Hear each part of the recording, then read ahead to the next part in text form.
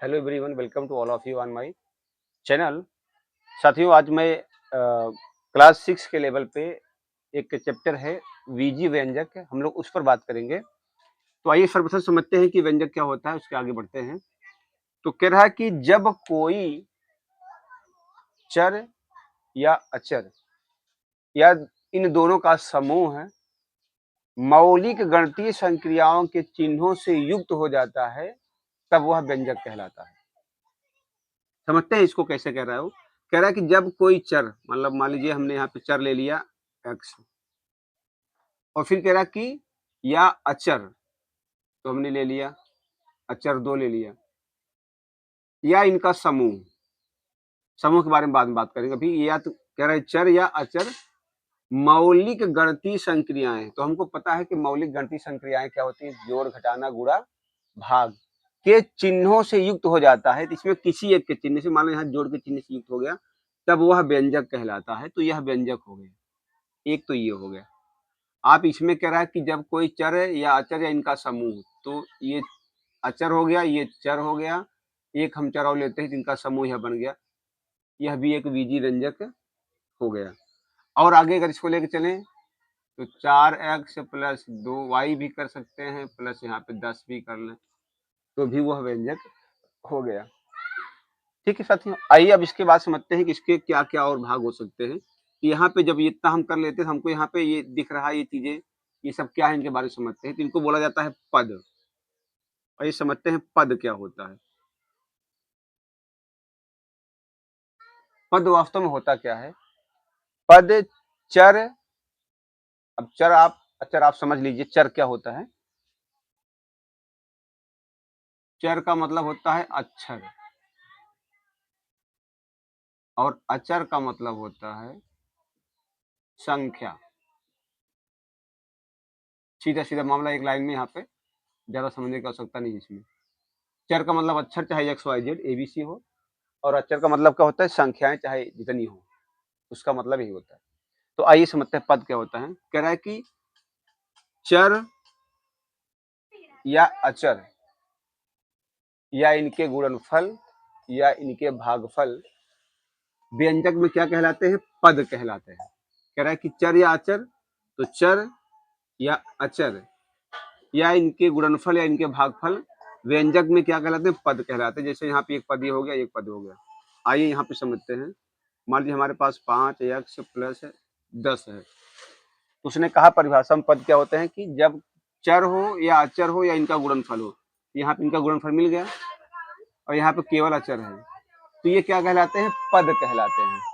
तो ये एक पद हो गया, तो ये वाला दूसरा पद हो गया। ऐसे ही अगर ले यहाँ पे x और प्लस 2 अगर ले लेता हूँ, तब भी तो ये चर है, एक पद हो गया, और ये अचर है, ये दूसरा पद हो गया। तो ये चर अचर की परिभाषा यही है, तो सॉरी पद की परिभाषा यही है कि जब कोई चर या अचर या इनके गुणनफल या भागफल को हम लोग पद कहते हैं। ठीक है, यहाँ तक क्लियर है।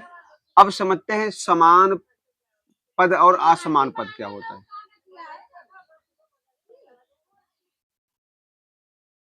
समान पद या असमान पद।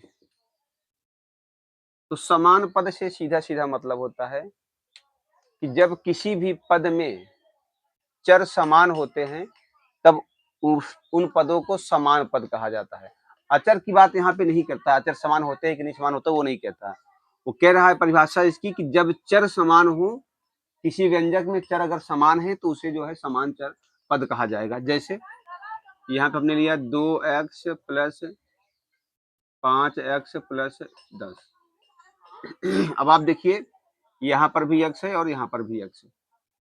ये अचर की बात नहीं कर रहा, इसकी 5 और 2 की बात नहीं कर रहा है, बात इसकी कर रहा है चरों की बात कर रहा है। अगर चर समान है तो उन पदों को समान पद कहा जाएगा, और अगर नहीं है तो असमान पद कहा जाएगा। फिर आगे बढ़ते हैं, एक एग्जाम्पल और लेकर समझते हैं इसको। जो है मान लीजिए यहाँ पे 4xy है, प्लस यहाँ पे 2xy प्लस के यहाँ पे मान लो 2 है, कुछ भी है।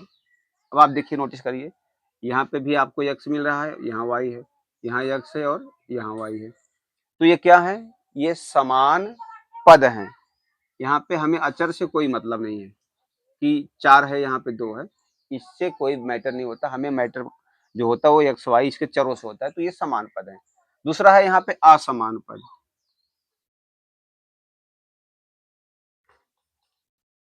असमान पद, असमान पद क्या होता है, आइए समझते हैं इसको जो है क्या होते हैं असमान पद।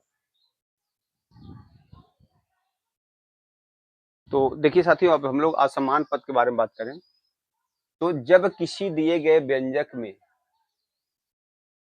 पदों में चर समान ना हो, किसी दिए गए व्यंजक के पदों में चर जो है अलग अलग हो, समान ना हो, तो उन पदों को असमान पद कहा जाता है। एग्जाम्पल के माध्यम से समझते हैं। मान लीजिए 6x प्लस 2y है। अब आप देखिए इस पद में x है और इस पद में y है, तो ये चर जो है असमान है, तो ये पद हमको असमान पद ही चाहिए था, तो ये देखो असमान पद हो गया। अचर की बात नहीं करता, 6 और 2 की बात नहीं करता, वो अक्षरों की बात करता है। अगर इसको एग्जाम्पल और ले, यहाँ पे 4x y ले ले, यहाँ पे 2z ले ले, तब आप देखिए ये एक्स वाई है, वो जेड है, इनमें कोई तालमेल नहीं है। तो इस प्रकार के पद को जो है असमान पद कहा जाता है, जिनके पद अलग अलग होते हैं। अच्छा, ये पदों की संख्या कैसे गिनते हैं? पदों की संख्या, मान लीजिए हमारे पास एक पद है 4x प्लस 2y माइनस 10, तो जो पदों की संख्या है वो ऐसे समझते हैं कि एक चिन्ह के पहले चाहे चर अकेला हो, चाहे अचर अकेला हो, चाहे इनका जो है गुणनफल हो, चाहे भागफल हो, वो पद कहलाता है। आपने पहले पढ़ लिया है। अब जैसे एक चिन्ह यहाँ पे, इसके पहले ये पूरा एक पद हो गया, और इस चिन्ह के पहले ये पूरा पद हो गया, जो बचा ये भी एक पद हो गया। इस प्रकार से हमने देखा कि इसमें 3 पद हो गए, पहला पद, दूसरा पद और ये तीसरा पद। तो यह व्यंजक हो गया, त्रिपदी हो गया। इसका मतलब पदों की संख्या के आधार पर इसका नाम भी हो जाता है एक पदी, द्विपदी और त्रिपदी। तो आइए समझते हैं कि एक पदी क्या होता है। एक पदी,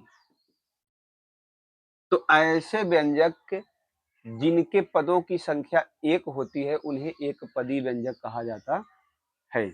समझते हैं। मान लीजिए हमारे पास है केवल x ही है, तब भी एक पदी हो गया। 2x है, तब भी एक पदी हो गया। 4xy है, तब भी एक पदी ही है।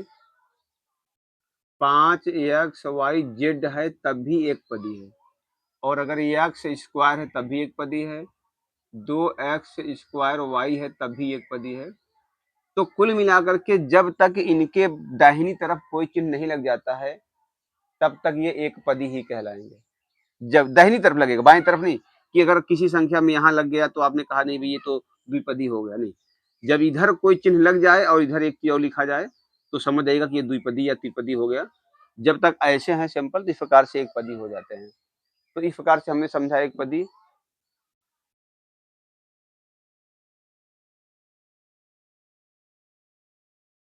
तो देखिए साथियों, द्विपदी, द्विपदी क्या होते हैं? ऐसे बीजीय व्यंजक जिनमें पदों की संख्या 2 होती है, द्विपदी व्यंजक कहलाते हैं। जैसे 4x प्लस 2y, अब इसमें एक पद ये वाला है और एक पद ये वाला है। फिर x प्लस 3y ले लो, ये रहा। तो इस प्रकार के व्यंजक जिनमें पदों की संख्या 2 होती है, वो द्विपदी कहलाते हैं। और अगला है त्रिपदी व्यंजक।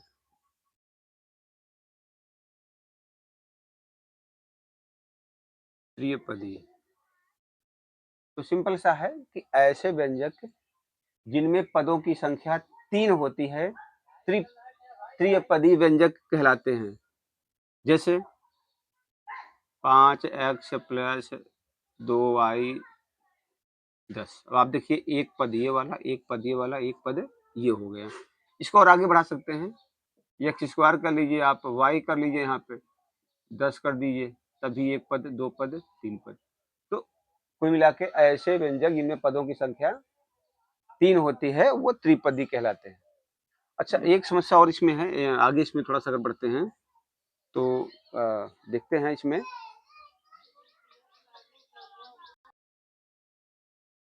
तो अब साथियों देखिए, हमने व्यंजक के एक पदी, द्विपदी, त्रिपदी के बारे में जानकारी ले ली। अब हम लोग बात करते हैं किसी व्यंजक की डिग्री या घात क्या होती है।